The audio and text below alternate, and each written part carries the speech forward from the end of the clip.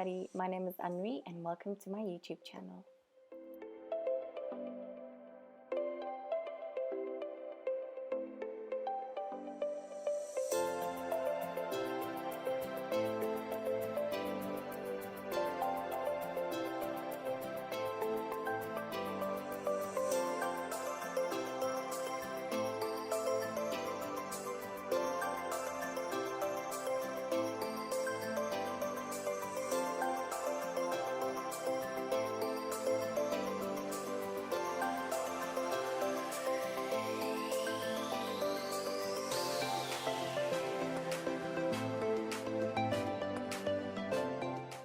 In today's video, we are going to paint a whimsical landscape. I have used this illustration from my online store, but you are more than welcome to sketch something similar and just follow along with the process. To start, I like to use some washi tape to just frame my artwork. I kind of feel like this makes like a little border and the artwork just pops inside, so it's like a little pre-frame. But if you want to paint it from side to side, top to bottom, you are more than welcome to just not washi tape it. I also sometimes find that when I washi tape my artwork, it tends to bleed, bend, wobble a lot less. I use the same technique when I paint in my Bible. I mark the space that I want to paint, and then it helps that the page doesn't warp. So for this type of artwork, I actually printed the artwork on mixed media paper from Aviana, and I made sure that the printer that I use doesn't bleed when it gets wet. Sometimes if you use an inkjet, the ink tends to lift, but if you use like a laser or a good quality inkjet, for instance, I use the Canon Pixel Pro, something like that, and the ink doesn't bleed, but only the original ink. So what I do is, if you're not familiar with the wet on wet technique, to create kind of like a very organic and beautiful blend of colors, I like to wet my page first and then go in with a color afterwards. So I just use plain water and then I start filling in the colors. So you'll see what happens is the colors blend as they bleed. So you can play with either using more colors or using more intense shades of a specific color. In this case, I'm using some rose crimson to paint the flower. And then you'll see I like to mix my colors and always add something to it. I very seldom use colors straight from a tin or from like the little pads. If you did not know, I am painting with watercolors. So what I like to do is when I paint, I like to mix my colors. Sometimes I'll just mix on top of old colors just so that I don't have a straight color. That's why I never ever clean my palette. If I use colors straight from the tin, I will then just go in and add extra colors just to make sure that the colors aren't just like straight from the tin. I like to mix my own colors. And here you see I will be doing a very good example of wet on wet technique. So I've wet the page, and then when you use your brush to pick up some pigment, you can also kind of lighten colors. So if you make a mistake and you don't like a color, you can dry off your watercolor brush and go back in and pick it up. So for this, I'm using a very warm palette. You'll see even the green, although green is a cool color, I add browns and reds to it, and I use an olivey green, which is kind of warm as well, to create that really warm, cozy color palette. I love using purple, orange, pinks and greens together. They're like my favorite color combination. I feel like when you mix them together, they just go so well. But again, I like to mix the colors into each other. For instance, when I use pink and orange, I will then go in and add a little bit of pink to the orange and a little bit of orange to the pink and a little pink to the purple, just so you've got that unified color thing happening. Color harmony, that is the correct word, happening here. So what I'm doing now is I'm playing around with colors. So for instance, you'll see with the flower, I just paint them roughly because I'm going to use acrylic to block in the background so that you've got this really nice contrast between soft, organic watermarks and like a harsh solid background for acrylic. This also makes your artwork pop quite a lot, and it's very nice for doing like art marks and scribbling techniques on top of it. So I'm just going to go ahead and fill in all the colors using just colors from the same palette, I would say. One of my favorite things to do is to always lift up color. You'll see me do it quite often. I would add some color, and then if it's too like puddly or soggy, I will go in with my brush and then just lift them up. The reason I also do it is that when you paint with another color on top of it, it tends to help the colors not bleed into one another so that you don't really see the colors. So for instance, if it's orange and it's very wet, the pink and the orange will just puddle. But if you dry the surface and you then go in, it'll be like a softer blend, not like a harsher blend. I think that's the great word. And then once it's dry, you can build on top of it again. So I really like combining the wet on wet method and the wet on dry method in my artworks when I paint with watercolor, because it allows you to layer and to create different transparency. So one thing about watercolor that always fascinates me is the fact that whatever color is at the bottom, if you have a good enough watercolor palette or paint that you use, whatever is at the bottom will always shine through. So it's kind of like painting with oil paint when you work with transparent glazes. It's kind of the same thing. So for my buildings, I'm going to just like paint them in rough. You see there is like no technique going in here, just adding color to the surface and then bringing some color on top of that. I think I got distracted there. I have a vegetable garden outside my window. And sometimes when I paint, I look at the vegetables and they make me so happy. Then I forget what I'm busy with and I just stare at the vegetables. That happens a lot.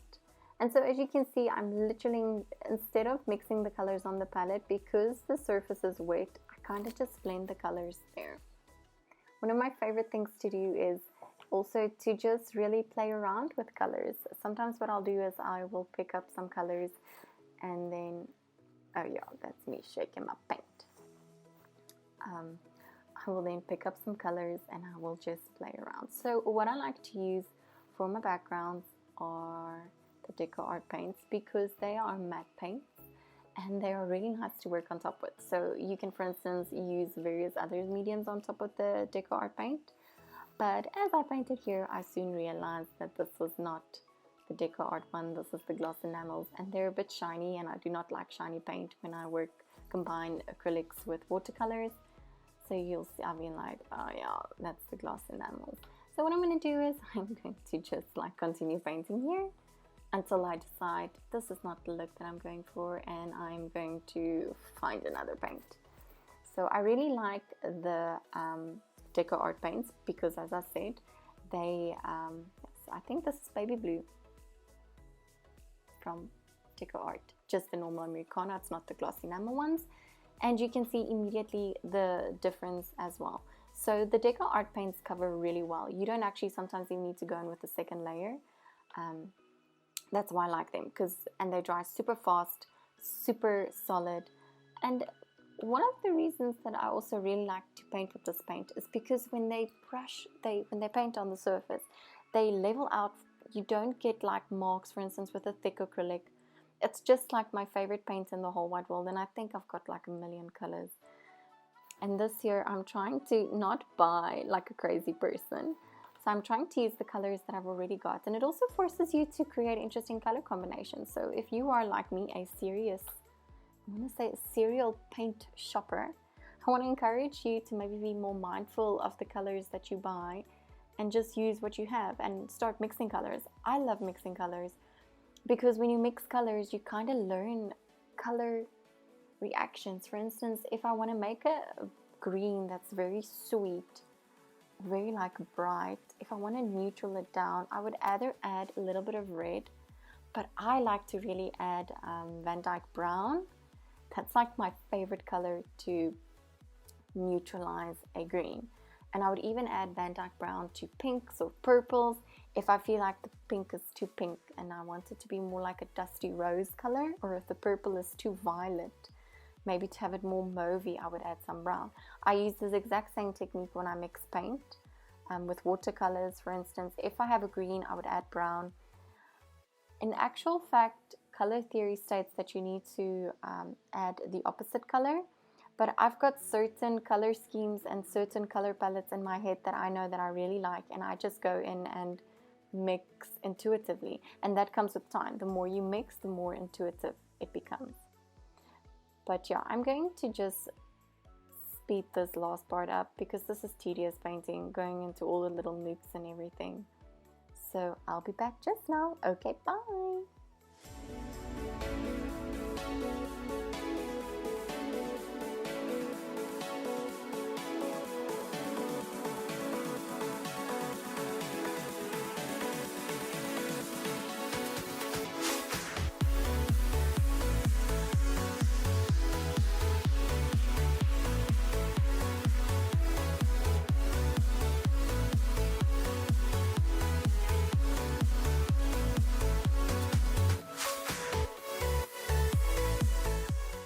Okay, so I'm back. So now I'm gonna just go in with some more wet on wet / wet on dry, whatever I feel like doing technique here. You'll see how wet the surface with like the pinky color on top of the orange, and then I'm just using my brush to create teeny tiny little like dots of paint inside the pink and orange mixture to create more interesting visual textures. The next thing I'm going to do is I'm going to paint some checkered stripes or like a checkerboard design on top of this color. So what I do is I'm going in with the wet on wet color, I'm picking up some color, applying it to the surface, and then I'm going to dabble other colors on top of it. This is one of my favorite patterns to paint with watercolors. I use it quite a lot. So I'm going to start with adding purple, and then I'm going to bring in some of the other colors that I have there. So now you see me picking up the green, and I'm dolloping on some of the corners, painting some of the surfaces flat to create that really fun, whimsical, like, is it whimsical? Like really fun watercolor texture. And you'll see when it's dry, it's beautiful. It's like literally very pretty. And then I'm going to just add some purple, and then the next step is I'm adding in drop shadows. Now everywhere there is like a little roof or a little balcony or something, I like to just add in some drop shadows. And then for the windows, I like to go in with the darker color. One of the reasons why I use a darker color is because when you look at like a house, because there's like depth involved, you kind of want to indicate that by making your windows darker. This just creates the illusion that the object that you're painting on, the little house or tower or castle, has like space involved. It's not just a flat building, it's got like space. So I'm just going to continue doing that, adding my drop shadows, adding in extra colors, and just making them like so pretty. I love painting these types of artworks because they're fun and there's no pressure involved. Sometimes when I have to do a commissioned artwork, I really have to focus on what I do. So I tried to sketch in some kind of like tile patterns there, but then the pencil didn't show, and I just thought, you know what, I'm just gonna wing it, which is actually my favorite thing to do. So I'm kind of painting in like round triangles and square shapes, and they shouldn't be perfect or the right size. And you'll see I'm picking up various colors. I've used some purples and some pink in combination to just paint these tiles, blocks. This is pretty much just wet on dry, so it's using a wet consistency of the paint and then applying it to the dry surface. And this is very fun, and it's like when I did this whole thing takes me about an hour to paint, and it like I get lost in it. You'll see I also work all over the show. When I'm busy with the color and I know I want to use this color somewhere else while I still have it on my brush, I pick it up and I use it wherever I want to use it. This also helps that you have unity inside your artwork. For instance, let's say you only mix enough to paint the roof, but if you mix a little bit more and you want to bring the purple into the flowers that you've got on the roof, you can add it there.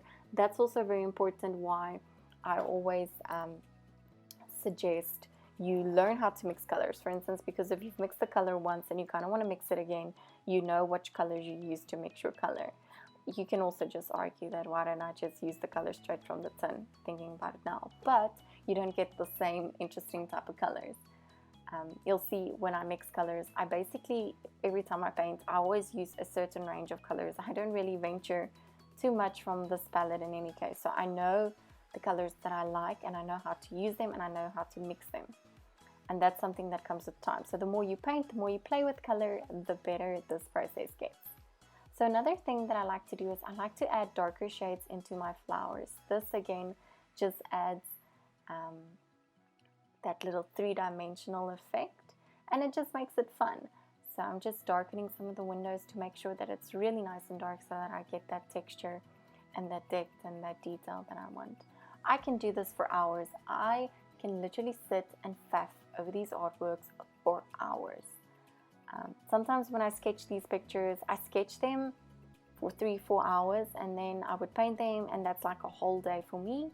And then from there on, if I want to make it a digital printable available, I would then still go and redraw that on my iPad. So these are like really, they make me feel like I escaped. That's why I love them so much. They really just help me relax. This isn't like painted with a purpose. It's just painting to, again, learn color combinations, to have fun, to practice strokes, to practice technique. Sorry, it's like 11:30 at night at the moment. It's like the only time I have to record these videos, and this year I really want to do 2 videos a week, so it means I need to burn the midnight oil a little bit, but I don't mind because it's quiet. Everybody is at home, everybody is sleeping. My husband works from home as well, and he's a mechanic, so it's like so much noise when he's here and when he's awake. So at night, 11:30 is a great time for me to record videos. And also my dogs are asleep, so they're not barking like crazy. So from here on, I'm basically just going to continue to finishing up all the elements. And then once I'm done with the elements, I'm going to, oh yeah, so the step I forgot. I love adding shadows with a black polychromos pencil. When I do the video where I show you guys how to paint a portrait in this style, I will use different colors, but for like this, I really like to kind of distress the lines by making them more, I'm going to say, softer with a polychromos pencil, and the black one is my favorite. Another color that I would also sometimes use, this is not good, wakey, is I would use like a blue or a purple. It depends.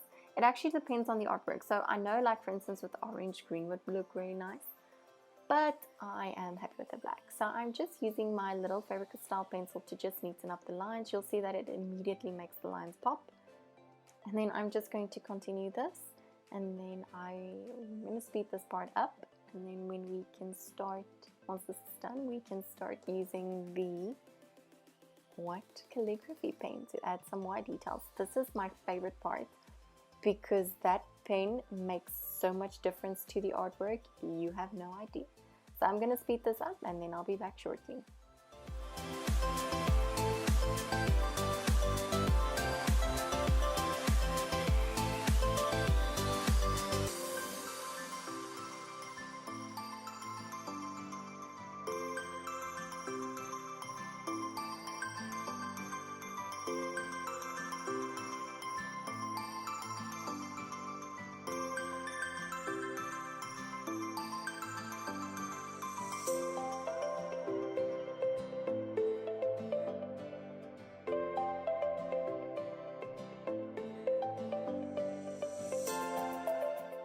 So this is by far my favorite part of the artwork process. I love adding white to my artworks to kind of bring out some of the elements and also push some of the elements back. And I love doing it using a calligraphy pen and white ink. Now I have listed all the supplies that I use in the comment section below. So if there's something that you want to see, you are more than welcome to just go click there and see where I purchase all my art goodies. And yeah, I think that's it. So how this works is, with a calligraphy pen, you have a nib that you need to attach or insert into the pen, and then you add ink inside the well of the nib. As you press harder, the nib splits and you have ink that comes onto your page. Now, I find that I rather prefer using a calligraphy pen compared to a gel pen, because a gel pen has a little ball point at the bottom that rolls. So as you go over something like watercolor, which isn't a very permanent paint, you tend to pick up the pigment and then you never get a clear white line, where a calligraphy pen really just like gives you that clear, crisp white lines. And because it's on the surface of because it doesn't roll, it doesn't pick up pigment. So I'm going to just continue doing this, and then I'm going to zoom in and you guys can see just how absolutely wonderful this is.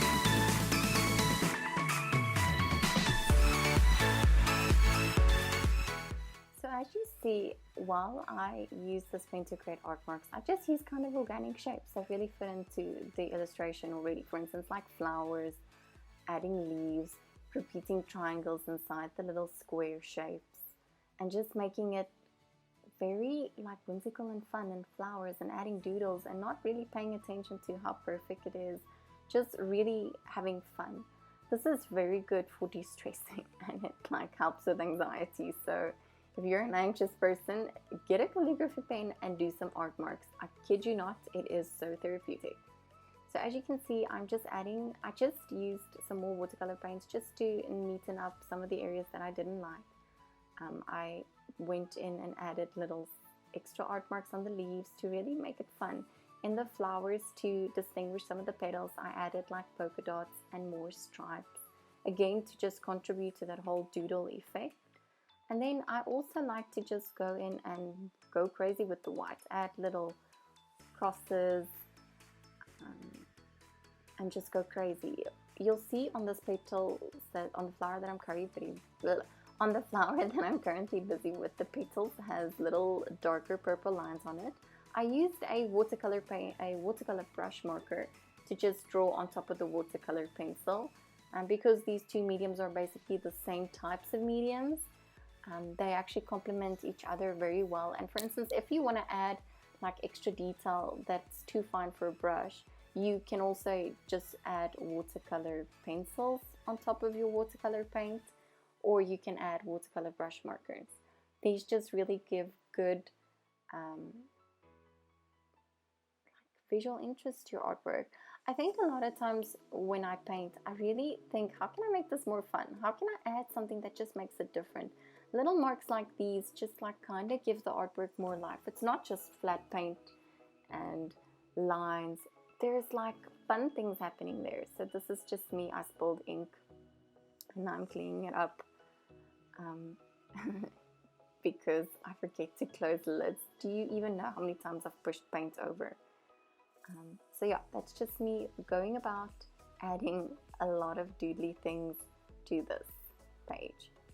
And so as I just go on here, I'm going to start by adding like I don't know what you would actually call this. I'm not very good with like all these types of names, but it's art marks, but it's more like just scribbling font. So I actually wrote stuff that was on my heart down in the back, but I wrote it in such a way that you can't actually see that it's scribbled, that it's written. It's just like my heart things, but in a way that I know it's there, but no one else would know it's there. It just looks like a very fun font that is like very loose. So what I do is I write with spacing between the lines enough for another sentence to be written in between. This really fills up the page, and you kind of get that very you'll see in the end. It makes sense when it's finished.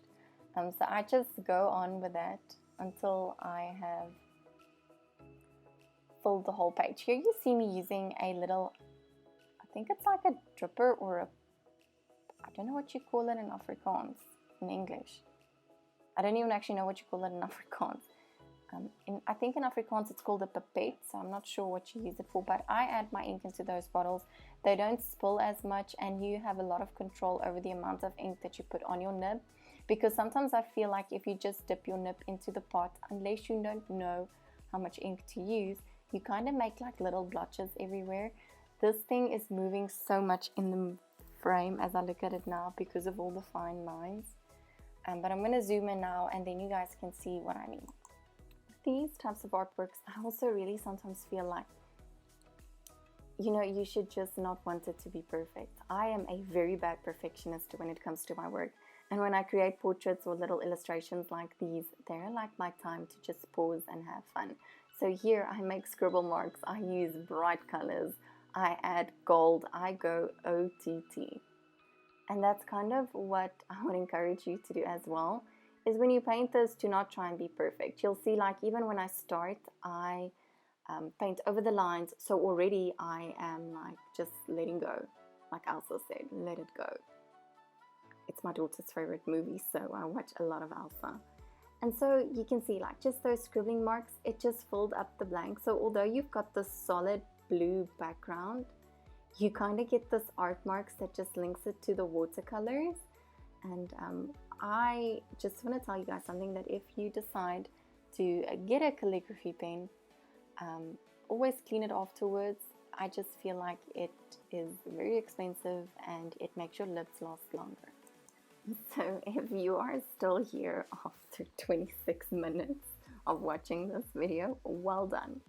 But we are almost at the end of our video, and I am now just doing my final little finishing offs, or finishings, or finishes, or final, whatever you want to call it, to my artwork. So I do believe that if you have not added gold yet to your artwork, it is not yet complete. So I'm using this gold pen that I purchased from Sakura, and it is literally one of the goldiest pens you will ever use in your whole life. It's brilliant for working on top of watercolors because it's like a very opaque, it kind of looks like gold leaf, and it's very nice to work on top of acrylic because that's even like more solid, so you get like this very beautiful gold sparkle. So all that I'm doing is I'm using this gold pen to just add extra details to the flowers, and then adding here and there random elements to make this artwork more busier and to add even more visual interest. I kind of feel like I sometimes use the word visual interest to just have a very decent excuse for why I add so much stuff to my artworks. But I don't care because it makes me happy, and that's all that counts. So what I did here is I decided I needed more flowers. One of my superpowers is always adding extra flowers, even though there's a lot of flowers. So then I decided to add 2, and then I felt like the composition was way off. I needed to add more. So I ended up adding a bunch of flowers, and then I decided, you know what, I kind of feel like I need leaves to just balance out the corners. And then that turned into a humongous artwork that had a ton of extra things at the top. But I kind of really like experimenting when I do these types of artworks, because I feel like it pushes me out of my comfort zone, and the next time when I want to do something, I've already done it, perhaps like add florals on top of white font, which is already busy, and then deciding, you know what, it's not busy enough, I'm going to add more gold. So when I'm in that situation again, I kind of know how it would look. I've got a visual reference, I've got an idea, and I've played around with it. So maybe the next time I want to use it somewhere else in a similar fashion, and I can change it a bit. But like I said, this is one of my favorite things to do, is to just have fun with this. And I encourage you that if you want to paint this or draw something like this, to really not focus too much on being perfect. I don't know, I can't remember if I said it somewhere in this video, because this video is ridiculously long, but there's a lot of steps involved. And so if you have sticked around till here, you're a ninja. You should get a high five. If I was there right now, I would have high-fived you. So my final step is to remove, to add a little bit of gold again. But my final step is to actually use my heat gun to remove the washi tape. This is a little trick that has literally changed the way I remove tape from paper or any surface. By adding heat to the tape, you kind of activate the glue again and it lifts. It's like perfect. No more torn pages, no more lifting of paper, and even if you've soaked your page with water or paint, it lifts effortlessly. So if only you watch this video for this hack, I promise your life will be changed. And so yeah, that is me. This was fun. I hope you guys enjoyed this video. If you did, please remember to like and share and subscribe to my channel. I am committing to doing 2 videos a week.